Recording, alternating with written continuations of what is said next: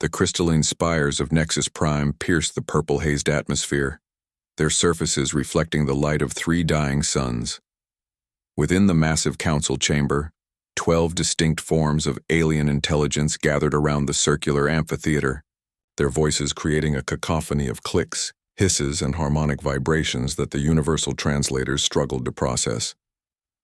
Captain Lee Dae-ho sat motionless in the observers section, his dark eyes scanning the assembled representatives. With the methodical patience of a career military officer, the standard-issue Earth Defense Force uniform looked almost primitive beside the flowing robes and biomechanical armor of the galactic elite. But Dae-ho wore it with quiet pride. At 43, he had commanded vessels through the asteroid, belt campaigns, and the first tentative explorations beyond Neptune's orbit. Now he found himself the sole human witness to what would likely determine his species' fate. The Velkari representative dominated the center platform, his 8-foot frame wrapped in ceremonial battle armor that pulsed with integrated displays. High Commander Thexolan's forearms gestured with practiced authority as he addressed the assembly, his translated words carrying the weight of an empire that spanned 17 star systems.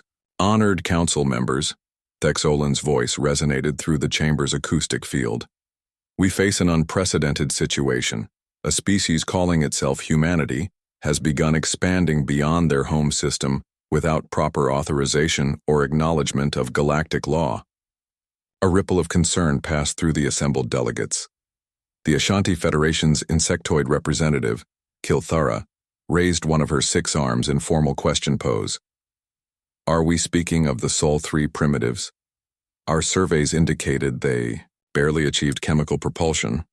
Those same primitives, Thexolan replied, his triangular head tilting in what Dae-ho had learned was a Velkari expression of disdain, have somehow managed to establish mining operations in the asteroid field between their 4th and 5th planets. More concerning, our intelligence indicates they have sent exploration vessels beyond their system's heliopause. From across the chamber, the ethereal Zentari delegate phased partially into visibility, her translucent form shimmering with bioluminescent patterns. Surely this presents no threat to established civilizations? Our records show their technology level at approximately 1,500 cycles behind galactic standard. Dae-ho's jaw tightened almost imperceptibly. 1,500 cycles, nearly 3,000 Earth years by their reckoning. If only they knew about the quantum drives, the gravitometric sensors, the fusion reactors that powered human vessels through the void. But humanity had learned early to keep their true capabilities hidden, to appear less advanced than they actually were. The galaxy's first lesson about humans had been their capacity for strategic deception. The threat, Thexolan continued, is not their current capability, but their potential for disruption. Unlike civilized species, these humans show no respect for established territorial boundaries. They do not seek permission before expanding.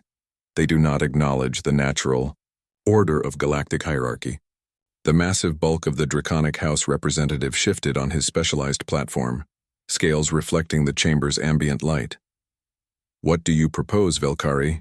We cannot simply eliminate a species for the crime of ambition. Not elimination. Thexolan's 4 eyes focused on the dragon-like being with predatory intensity. Containment. A simple quarantine of their home system until they develop proper respect for galactic authority. A few decades of isolation should teach them humility. In the observers section, a slight figure rose gracefully to her feet. Kim. Yuna had served as Earth's diplomatic liaison for 3 years, learning the intricate protocols of galactic politics through patient observation and careful study. Her small stature often caused aliens to overlook her, but her sharp intelligence had navigated humanity through numerous potential conflicts. Honored Council, Kim Yuna's voice carried clearly through the chamber's acoustics. Might humanity be permitted to address these concerns directly? The chamber fell silent. Several representatives turned to stare at the human delegation, as if surprised that the primitives could speak at all. Thexolan's expression shifted to what Dae-ho recognized as barely controlled fury. The accused does not speak in proceedings of this nature, the Velkari commander stated flatly. This is a matter for civilized species to decide. Kim Yuna remained standing, her diplomatic training preventing any visible reaction to the insult. With respect, Commander, humanity has maintained peaceful relations with all contacted species. Our expansion has been limited to uninhabited systems and resources that, uninhabited by your primitive understanding, Thexolan interrupted. The asteroid field you strip mine contains rare mineral formations that have existed for millions of cycles. Your clumsy harvesting operations destroy astronomical phenomena that civilized species study and preserve. We were unaware that academic study claims exclusive rights to natural resources, Kim Yuna replied evenly. Earth would be happy to coordinate mining operations with any interested scientific expeditions. The Zentari delegates' form brightened, with what might have been amusement. The humans show proper deference, Thexolan. Perhaps accommodation rather than isolation would serve all parties. Accommodation? Thexolan's 4 arms spread wide in a gesture of disbelief. Look at them. Solid-state technology, chemical fuel systems, kinetic projectile weapons. They are barely above stone tools by galactic standards. To treat them as equals diminishes every species in this chamber. Deho felt his hands clench involuntarily. Kinetic weapons. If only they knew the devastating efficiency of human railguns, the penetrating power of depleted uranium shells accelerated to relativistic speeds. The galaxy had grown comfortable with energy shields and plasma weapons, forgetting that sometimes the simplest solutions were the most effective. The vote proceeded with mechanical precision. Each species cast their decision into the chamber's central holographic display, creating a slowly rotating sphere of light that would determine humanity's future. One by one, the votes registered: containment, quarantine, isolation from galactic, society until humanity learned proper civilized behavior. The final tally appeared in stark numerical clarity: 12 votes for quarantine, 0 opposed. Even the species that had seemed sympathetic ultimately chose the path of least resistance. Thexolan rose from his platform with visible satisfaction. The Sol system will be quarantined effective immediately. Human vessels have 30 standard days to withdraw to their home system or face corrective military action. As the council began to disperse, the Velkari commander approached the human observation section with deliberate steps. His massive form cast a shadow over Deho and Kim Yuna, 4 eyes studying them with the clinical interest of a scientist examining primitive specimens. Captain, Thexolan's voice carried casual menace. I suggest you convince your leaders to accept this judgment gracefully. The Velkari Empire has pacified 17 systems. Your resistance would only make the inevitable more unpleasant. Deho rose slowly, his movements controlled and deliberate. Though nearly 2 feet shorter than the alien commander, something in his posture made Thexolan take a half-step backward. Commander. Deho's voice remained perfectly level. Humanity appreciates the Council's guidance. We will convey your message to Earth. As the aliens filed out of the chamber, chattering among themselves about trade agreements and territorial disputes, none noticed the small figure that remained hidden in the upper observation galleries. Park Jin-woo had spent the last 6 months learning to move like smoke through the spaces where galactic civilization conducted its business.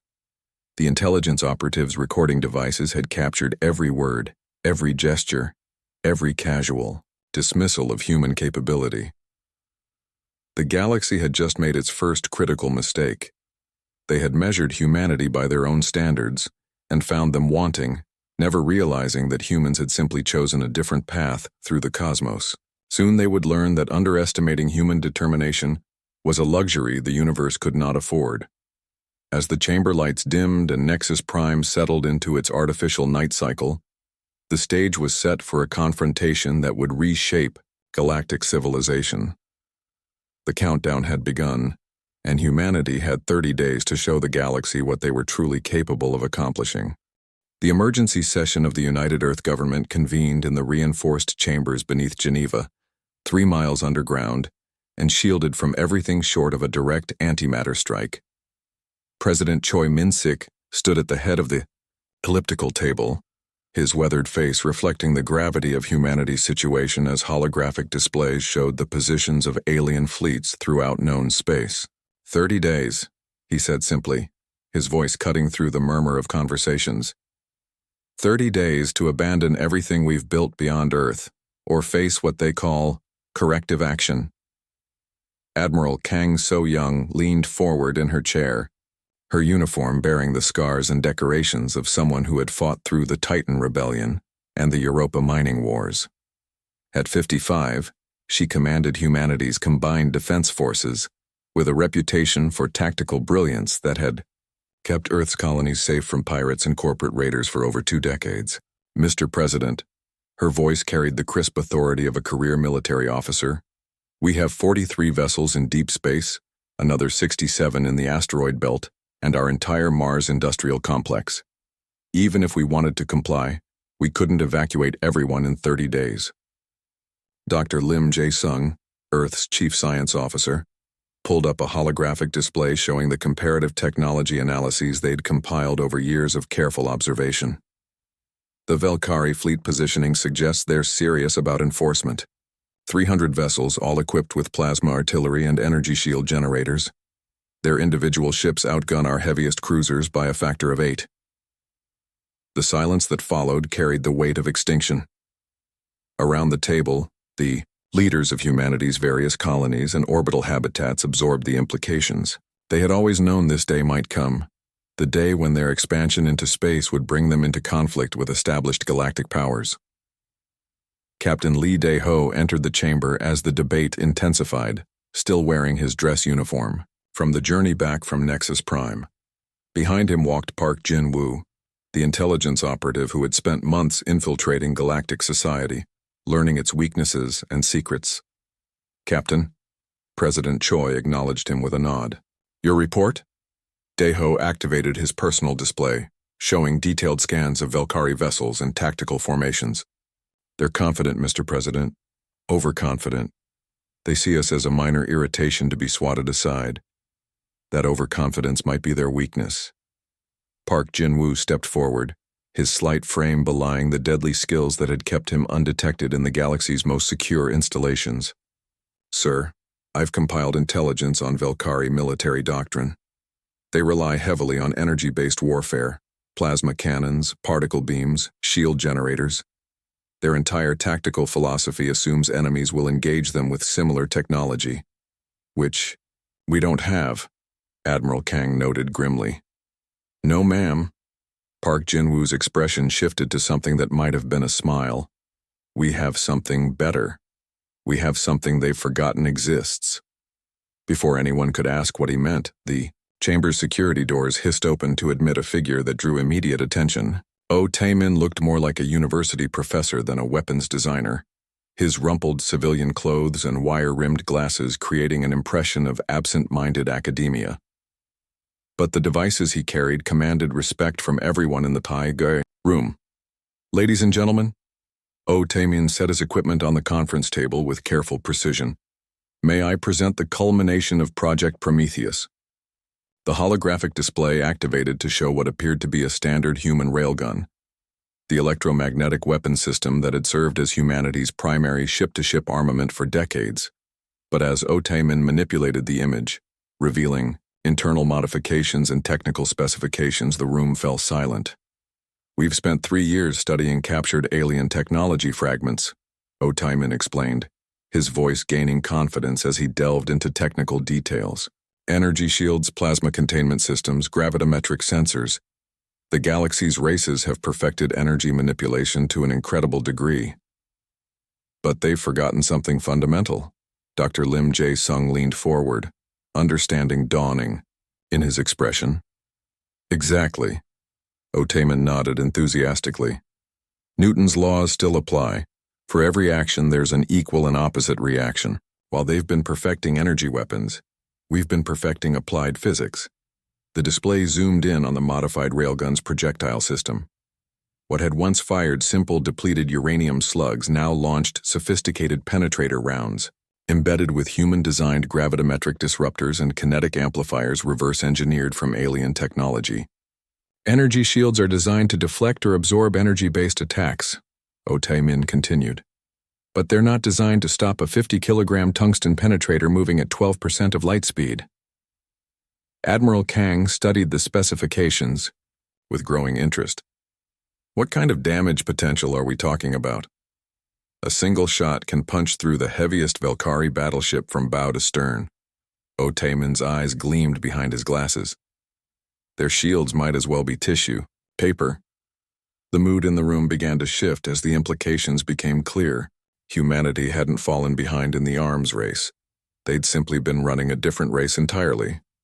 There's more. Park Jin-woo activated another display showing the asteroid belt mining operations. Commander Bae Hye-jin has been implementing a defensive strategy using our existing infrastructure. The display revealed what appeared to be standard mining platforms and ore processing stations scattered throughout the belt. But closer inspection showed modifications that transformed industrial equipment into something far more threatening. Mining lasers capable of cutting through solid rock become quite effective at disabling ship systems, Park Jin-woo explained. Ore haulers designed to move multi-ton asteroids can accelerate those same asteroids to weapon-grade velocities. Mass drivers built for launching cargo become siege engines. President Choi studied the tactical displays with the calculating gaze of someone who had navigated humanity through numerous crises. How long to implement these modifications fleet-wide? The Prometheus modifications can be installed on existing vessels within 2 weeks, Otayman replied. The asteroid belt defenses are already in place. Commander Bae just needs activation codes. A new voice spoke from the chamber's communication system as Commander Bae Hye-jin joined the conference. From her command post on Ceres Station, her image appeared in the holographic display, showing a woman in her early 40s whose calm demeanor belied the defensive network she controlled. Mr. President? Her voice carried across space with crystal clarity. The mining consortium has been preparing for this possibility since we first detected alien surveillance drones 3 years ago. What they see as simple industrial operations, we've designed as the largest defensive installation in human space. The display shifted to show the true scope of Bae Hye-jin's preparations. Hundreds of mining platforms, cargo haulers, and processing stations formed an intricate network throughout the asteroid belt, each one capable of launching devastating kinetic strikes or coordinating defensive maneuvers. They'll expect us to meet them ship to ship, Admiral Kang mused, studying the tactical possibilities. They won't expect the battlefield itself to fight back. Young tactical officer Yoon Chang-min, barely 30 but already recognized as one of humanity's most innovative strategic minds, raised his hand tentatively. Ma'am, what if we don't wait for them to attack us? The room turned to focus on him, and Yoon Chang-min straightened under the attention. The Velkari are expecting us to retreat or prepare defensive positions. They're not expecting us to take the initiative. What are you suggesting? President Choi asked. Show them what happens when you threaten human space. Yoon Chang-min's voice grew stronger with conviction. Not after they attack, but before. Make them understand that humanity doesn't just defend, we respond. The chamber fell silent as the leadership of humanity contemplated a course of action that would forever change their species' relationship with the galaxy. They had been given 30 days to submit to quarantine or face destruction. Instead, they were preparing to teach the galaxy a lesson about underestimating human determination. Outside the reinforced walls of the command center, Earth continued its ancient rotation, unaware that its children were preparing to reshape the cosmic order. The galaxy had issued its ultimatum, expecting compliance or easy conquest. They were about to learn that humanity had always been better at defying expectations than meeting them. The countdown continued, but now it led not to surrender but to revelation. The Velkari enforcement fleet emerged from hyperspace at the edge of the Sol system, with the mechanical precision of a military operation that had been rehearsed 100 times across a dozen conquered systems. 300 vessels arranged, themselves in perfect battle formation, their hulls gleaming with the distinctive blue-white energy signatures that marked them as products of advanced galactic civilization. High Commander Thex Olin stood on the bridge of the flagship Dominion's edge, his 4 arms manipulating holographic displays that showed the tactical situation with crystalline clarity. The human home system lay before them like a ripe fruit waiting to be plucked. A single yellow star surrounded by primitive worlds, and the cluttered debris of an industrial species that had barely learned to leave their gravity well. Communications. Thexolon's voice carried the authority of someone accustomed to immediate obedience. Open a channel to the third planet. Let us offer these primitives one final opportunity to submit gracefully. The transmission array activated, sending Thexolon's image across the void to Earth's receivers. In the command bunker beneath Geneva, President Choi Min-sik and his staff watched the alien commander's ultimatum, with expressions that revealed nothing of their true intentions. Humans of Sol 3, Thexolon's translated words echoed through the chamber. You have exceeded the 30-day grace period granted by the Galactic Council. Your vessels remain in violation of quarantine protocols. You will immediately power down all spacecraft, abandon all extraplanetary installations, and prepare for supervised relocation to your homeworld. Any resistance will be met with overwhelming force. The transmission ended, leaving Earth's leadership in calculated silence. Admiral Kang So-young looked to President Choi, who nodded almost imperceptibly. The die had been cast weeks ago. Now it was time to reveal humanity's true nature to the galaxy. Captain Han Seok-jin received the transmission aboard the UES Defiance, humanity's newest heavy cruiser positioned at the system's edge. At 41, he had commanded vessels through the worst of the corporate wars, earning a reputation for tactical audacity that bordered on insanity. His crew of 200 represented the best of humanity's spaceborne generation, men and women who had spent their entire adult lives in the black between the worlds. Sir, his communications officer looked up from her console. Earth Command is signaling Code Prometheus. All vessels are cleared to engage at discretion. Han Seok-jin studied the tactical display showing the alien fleet's formation. 300 UID ships against humanity's 43 operational vessels in the outer system. By any conventional measure, it should have been a massacre. But humanity had never been particularly conventional. Open a channel to the Valkyrie flagship, Han Seok-jin ordered, straightening his uniform as the transmission began. Thexolon's image appeared on the Defiance's main screen, his 4 eyes reflecting surprise that the primitives would dare respond. Human vessel, you will surrender immediately or be destroyed. Han Seok-jin's response was delivered with the calm precision of someone who had already accepted the consequences of his actions. Valkyrie Commander, humanity appreciates your concern for our well-being. However, we must respectfully decline your generous offer. The bridge fell silent as Han Seok-jin delivered the phrase that would echo through galactic history. Come and take it. The transmission ended and the captain turned to his tactical officer. All vessels, execute Broken Arrow Protocol. Show them what happens when you threaten human space. What followed defied every principle of galactic warfare that had existed for millennia. Instead of forming defensive positions or attempting to flee, the human vessels accelerated directly toward the Valkyrie fleet.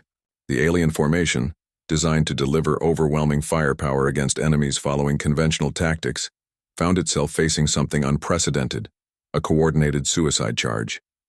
The UES Defiance led the assault, her reinforced prow aimed directly at the Valkyrie flagship. Plasma fire erupted from the alien vessels, their energy weapons creating brilliant streams of destruction that reached across the void. The first human ship to die was the frigate Indomitable, her shields overwhelmed by concentrated fire, but her sacrifice allowed 3 more vessels to penetrate the alien formation. Thexolon watched in growing horror as human ships ignored tactical doctrine, using their vessels as guided missiles rather than fighting platforms. The Defiant struck his flagship's shields at 12% of light speed, the kinetic impact sending shockwaves through the massive alien vessel. The shields held, but barely, their energy matrices fluctuating wildly under the unprecedented stress. Impossible, Thexolon breathed, his 4 arms working frantically at his control systems. No species fights like this. They're destroying themselves to damage us. The second wave of human vessels confirmed his worst fears. These ships had been modified with Project Prometheus technology, their hulls reinforced and their kinetic weapons designed specifically to penetrate energy barriers. The cruiser Vengeance, commanded by Captain Seo Woo-jin, punched through the Valkyrie shields completely, her armored prow erupting into the flagship's hull like a tungsten spear through tissue paper. As the vengeance exploded inside the alien formation, SEO Wu Jin's final transmission reached every human vessel in the system. For Earth, for humanity, for everyone they'll never threaten again. The alien fleet's perfect formation began to collapse as human ships continued their impossible assault. Each vessel that died took alien ships with them, their kinetic impacts and explosive charges designed to maximize damage to energy-shielded targets. But the true revelation came from the asteroid belt itself. Commander Bai Haijin activated her network from Ceres Station, her calm voice coordinating a defensive system that the aliens had dismissed as primitive mining equipment. What they had mistaken for simple industrial platforms revealed themselves as the largest weapons array ever constructed in human space. Orbital Defense Network is online, Bai Haijin announced across the tactical frequencies. All mining platforms, report ready for kinetic bombardment. The asteroids began to move, not with the gentle precision of mining operations, but with the terrible purpose of artillery shells. Mass drivers designed to launch ore containers into space now hurled house-sized chunks of iron and nickel at relativistic speeds. The projectiles, invisible to energy-based sensors designed to detect plasma and particle beams, struck the alien formation like the fist of an angry god. A Velkari heavy cruiser simply ceased to exist as a 20-ton asteroid struck it amidships. The kinetic energy release vaporized the ship's hull and turned its energy cores into expanding clouds of superheated plasma. Another alien vessel found itself crippled as precision strikes from mining lasers severed critical systems, leaving it helpless as follow-up kinetic strikes finished the job. But perhaps the most devastating attack came from Captain Nam Yun-ho, aboard the stealth frigate Silent Thunder. His vessel, equipped with the most advanced human sensor dampening technology, had infiltrated the alien formation undetected. The Silent Thunder's weapons were not designed for ship-to-ship combat. They were designed for precision strikes against specific targets. Velkari command structure identified, Nam Yun-ho reported with clinical precision. Engaging primary targets. The Silent Thunder's railguns spoke once, twice, 3 times. Each shot was a work of art, targeted not at enemy hulls, but at the specific systems that coordinated the alien fleet. Command nodes, communication arrays, and tactical processing centers disappeared in brief flashes of vaporized metal. The Velkari fleet, deprived of coordination and facing an enemy that fought, unlike anything in their experience, began to break apart. Individual captains, trained for energy-based warfare against conventional opponents, had no response to kinetic weapons that treated their shields like suggestions rather than barriers. Thexolin, his flagship dying around him, managed one final transmission before evacuating to an escape pod. "This is impossible. You're primitives. Your technology is centuries behind ours." Han Sokjin's response came from the bridge of the Defiance. Her hull, scarred but intact after her ramming attack, had somehow failed to destroy her completely. "Commander, you made the same mistake everyone makes about humanity. You looked at our technology and assumed you understood our capabilities. You never bothered to understand our nature." The battle lasted 6 hours. When it ended, the Velkari enforcement fleet had been reduced to scattered debris and desperate distress signals. Of the 300 vessels that had arrived to enforce, Galactic will fewer than 50 escaped to hyperspace, their hulls damaged and their crews traumatized by an encounter that violated everything they thought they knew about warfare. Humanity had lost 18 vessels and nearly 4,000 lives, but they had proven something that would reshape galactic civilization. They were not primitives to be dismissed, but a species that had simply chosen a different path through the cosmos. The galaxy was about to learn what humans were truly capable of accomplishing. The emergency session of the Galactic Council convened within hours of the first scattered reports reaching Nexus Prime. The Great Chamber, which had witnessed the casual dismissal of humanity weeks earlier, now buzzed with barely controlled panic as representatives struggled to comprehend the impossible reports filtering in from the Sol system. High Commander Thexolin stood before the assembly, his ceremonial armor replaced by the practical emergency suit of a military officer who had barely escaped with his life. 3 of his 4 arms bore medical braces, and his triangular head showed the stress fractures that came from rapid decompression. When he spoke, His voice carried none of the arrogant authority that had dominated their previous session. Though, Ashanti Federation's representative, Kilthara, leaned forward on her specialized platform, her 6 arms clicking in the pattern that indicated extreme agitation. "Commander, please clarify the nature of these complications. Our intelligence networks are reporting conflicting information." Thexolan activated the central holographic display, showing the tactical recordings from the battle. The assembled delegates watched in stunned silence as human vessels deliberately rammed through energy shields, as asteroid mining platforms revealed themselves to be massive weapons arrays, as entire alien formations disintegrated under kinetic bombardment. The human primitives, Thexolan's voice carried bitter irony, proved to be neither primitive nor predictable. Of 300 vessels in the enforcement fleet, 47 managed to escape to hyperspace. The rest were destroyed or disabled. A ripple of shock passed through the chamber. The Velkari Empire commanded one of the galaxy's premier military forces, equipped with technology that had conquered 17 star systems. The idea that a recently spacefaring species could inflict such devastation seemed to violate the natural order of galactic civilization. The ethereal Zentari delegate phased into full visibility, her bioluminescent patterns pulsing with patterns that indicated deep concern.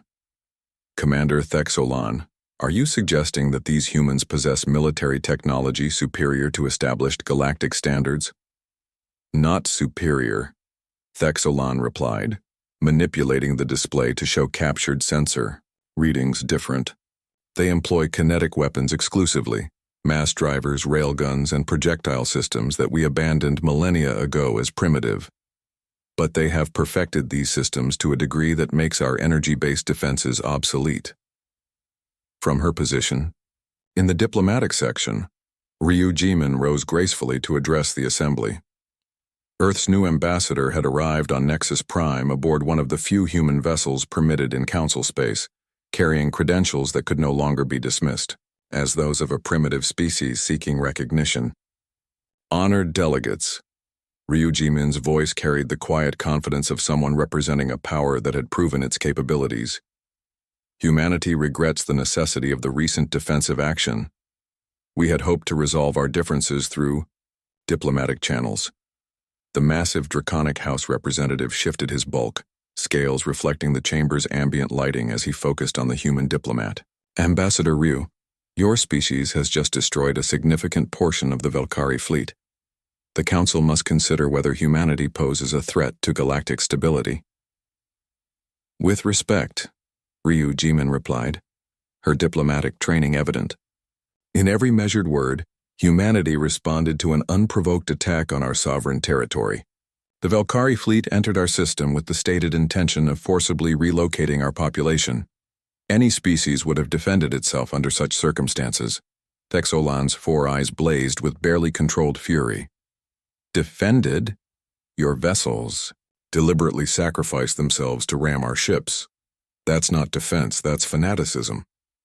That's determination," Ryu Jimin corrected gently. "Humanity values freedom above safety, independence above comfort. When faced with the choice between submission and resistance, we will always choose to resist." The chamber fell silent as the implications became clear. Every species represented in the council had achieved their position through a combination of technological advancement and diplomatic accommodation. The idea of a species that would choose mutual destruction over submission challenged their fundamental understanding of rational behavior. The Kaskari Trade Union's crystalline representative activated its communication matrix, creating harmonic tones that the translators rendered as urgent inquiry. "Ambassador, what are humanity's intentions regarding future galactic relations? Your species has demonstrated considerable military capability. Do you seek territorial expansion or resource acquisition?" Ryu Jimin touched a control on her personal display, showing the current boundaries of human space. The modest sphere encompassing the Sol system and a handful of nearby uninhabited systems looked insignificant compared to the vast territories controlled by established galactic powers.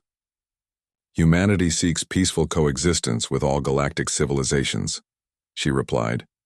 We claim no territory beyond our current holdings and threaten no established settlements. Our expansion has been limited to uninhabited systems and unclaimed resources. But you will defend those holdings, the draconic representative observed. Absolutely.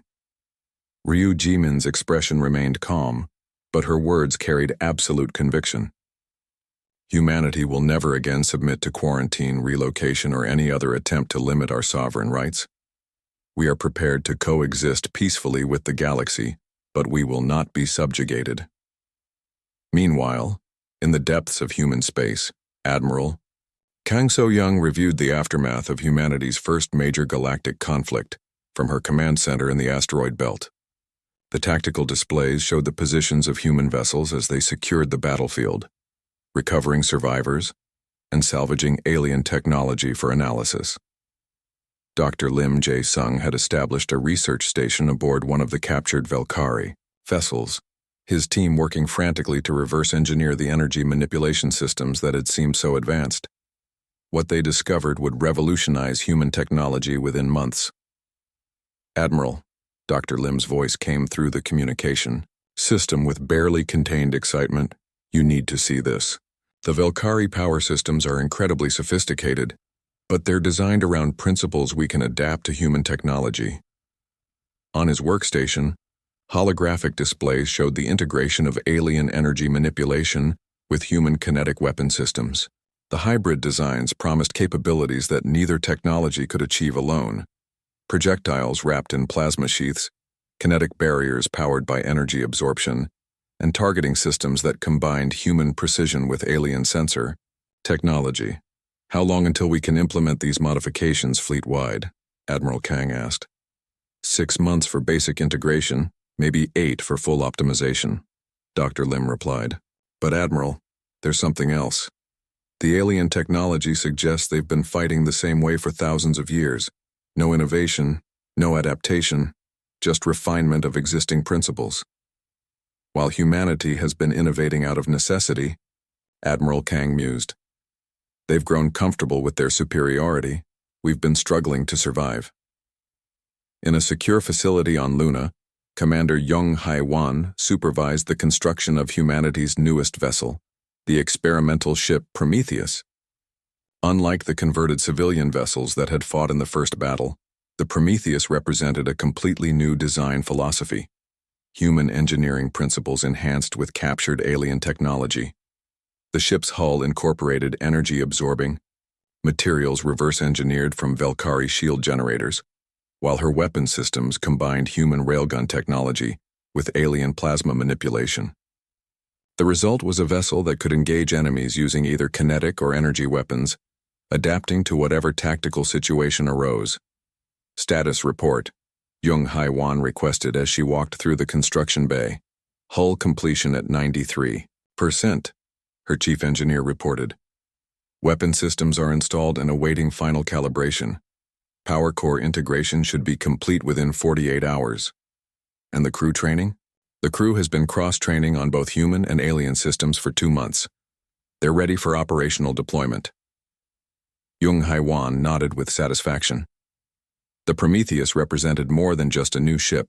She was proof that humanity could adapt and evolve at a pace that would surprise their galactic neighbors. While the Council debated and the Valkyrie planned revenge, humanity was becoming something new, something that combined the best of both civilizations. Back on Nexus Prime, the Council session continued with increasing urgency. Reports were arriving from across galactic space as news of the human victory spread through trade networks and diplomatic channels. Some species expressed interest in establishing formal relations with this new power, while others spoke of forming defensive alliances against the unpredictable primitives. The vote on humanity's status approached, but this time the outcome was far from certain. The galaxy had learned that humans were not primitives to be dismissed, but a force to be reckoned with. The question now was whether they would be welcomed as equals or feared as threats. The moment of truth was approaching, and with it human.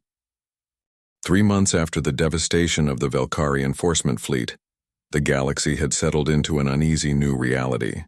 Trade routes shifted to avoid human space not out of fear, but out of respect for clearly marked territorial boundaries. The Ashanti Federation had formally requested a mutual defense pact, while the Keskari Trade Union offered exclusive mining contracts that would have seemed impossible mere months earlier. But in the depths of Velkari space, humiliation festered into desperation. High Commander Thexolin stood before the War Council of the Velkari Empire, his scarred form bearing witness to humanity's unexpected capabilities.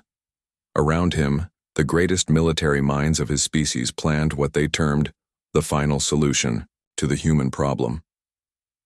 "The primitives caught us unprepared," Fleet Admiral Vexitharan stated, her 8 arms manipulating tactical displays that showed the deployment of every remaining Velkari vessel. "This time, we bring overwhelming force. Every ship, every ally, every weapon in our arsenal." The holographic display revealed the scope of their preparation. 400 Velkari vessels reinforced by ships from 3 allied species, creating a combined fleet of nearly 600 warships. Energy weapons that could crack planetary crusts, shield generators powered by stellar energy, and tactical coordination systems that had conquered half the galaxy. "The humans will not escape this time," Thexolin declared, his 4 eyes blazing with the promise of redemption. "We will demonstrate to the galaxy that challenging Velkari authority leads only to extinction." On Earth, early warning systems detected the massive fleet buildup long before it reached human space. Admiral Kang So-young studied the intelligence, reports with the calm focus of someone who had anticipated this moment since the first battle ended. 600 ships, she mused, reviewing the tactical projections with her staff. "They're committing everything." Captain Lee Min-jun entered the command center, his uniform bearing the insignia of the completed Project Prometheus fleet. At 38, he commanded humanity's most advanced vessels, 30 ships that represented the evolution of human warfare technology. Each vessel incorporated lessons learned from the first battle, enhanced with captured alien technology, and refined through months of intensive development. "Admiral," Lee Min-jun saluted crisply, "the Prometheus fleet reports ready for deployment. All vessels are equipped with hybrid weapon systems and adaptive shield generators." "Numbers, Admiral?" Kang inquired. 30 Prometheus-class vessels, 43 standard fleet units and Commander Bay's asteroid belt defense network, Lee Min-jun replied, against 600 alien ships. The odds seemed impossible, but Admiral Kang had learned not to measure human capabilities by conventional standards. Her tactical displays showed the positions of human forces throughout the Sol system, each unit positioned according to a strategy that would either secure humanity's place in the galaxy or ensure their enemies remembered the cost of attempting genocide. When the combined alien fleet emerged from hyperspace at the edge of the Sol system, they found something unexpected waiting for them. Earth's moon, once a barren satellite, now bristled with defensive installations that had been constructed during the 3-month preparation period. Orbital platforms surrounded the planet like a protective shell, their weapons arrays aimed outward toward the approaching threat. But the true surprise lay in Earth's response to the invasion. Rather than waiting for the enemy to approach, the human fleet accelerated toward the alien formation with the same tactical audacity that had shocked the galaxy months earlier. Captain Ko Yun-seo commanded the heavy cruiser Retribution, her vessel, leading the human charge directly into the teeth of 600 enemy ships. Her crew had trained for this moment, drilling endlessly on the hybrid tactics that combined human aggression with alien technology. "All vessels, implement Prometheus Protocol," Ko Yun-seo ordered, her voice carrying across the tactical frequencies. "To every human ship in the fleet. Show them what we've learned." The battle that followed became known throughout galactic history as the Liberation of Sol. Human vessels, now equipped with energy shields powered by kinetic impact absorption, proved nearly invulnerable to conventional plasma weapons. Their hybrid armaments fired projectiles wrapped in plasma sheaths, combining the penetrating power of kinetic weapons with the destructive potential of energy manipulation. The Velkari formation, designed to deliver overwhelming firepower against conventional enemies, found itself facing an opponent that had evolved beyond their tactical understanding. Human ships moved with impossible coordination, their crews cross-trained on both human and alien systems, adapting their tactics in real time as the battle developed. But perhaps the most devastating revelation came from the asteroid belt itself. Commander Bai Hijin had spent 3 months upgrading her mining network with captured alien technology. What emerged was a defensive system that defied every principle of galactic warfare. Orbital Defense Network fully operational, Bai Hijin announced from her command post on Ceres Station. Initiating gravitometric bombardment. The asteroids that began moving toward the alien fleet were no longer simple chunks of rock and metal.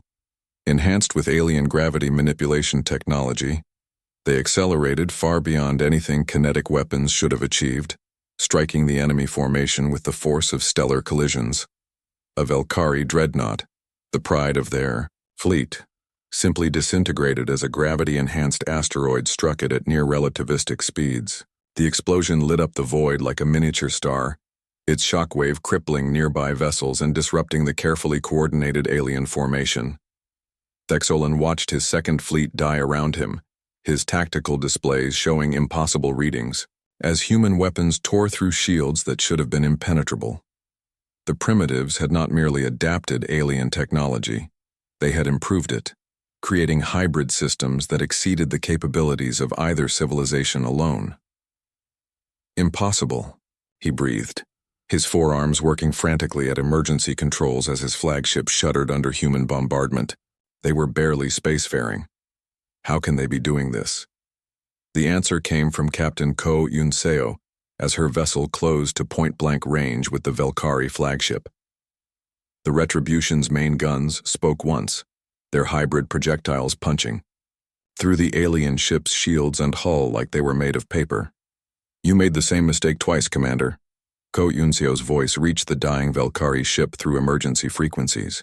You assumed that being different meant being inferior. You never considered that we might be different because we're better.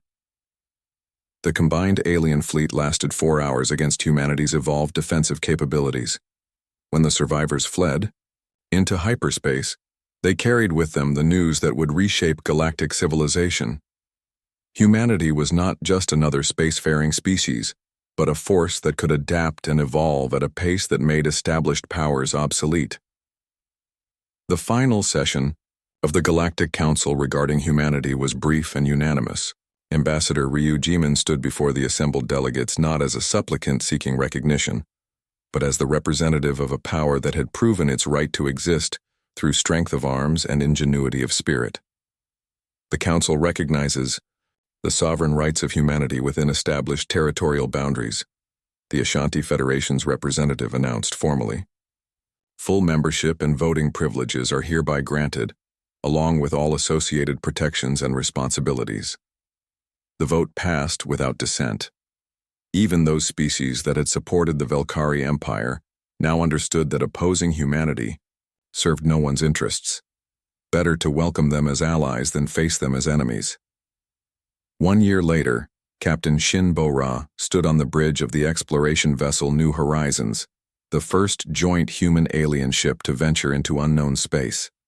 Her crew included representatives from 6 different species, working together to explore regions of the galaxy that no single civilization could have reached alone. Captain, her Ashanti navigator reported, we're approaching the target system. Long-range sensors indicate multiple planetary bodies, possibly habitable. Excellent, Shin Bo-ra replied, studying the sensor readings with the excitement of someone participating in history. Begin standard survey protocols. Let's see what's waiting for us out here. Behind them, the galaxy continued its ancient patterns, but with a new understanding of what was possible when species chose cooperation over domination. The moment the galaxy learned what a human could do had passed, replaced by the ongoing discovery of what humans and aliens could accomplish together. The primitives from Sol 3 had become partners in the greatest adventure of all, the exploration of the infinite cosmos that surrounded them all. And in that partnership, the galaxy found not just new territories to explore, but new ways of thinking about what it meant to be truly civilized.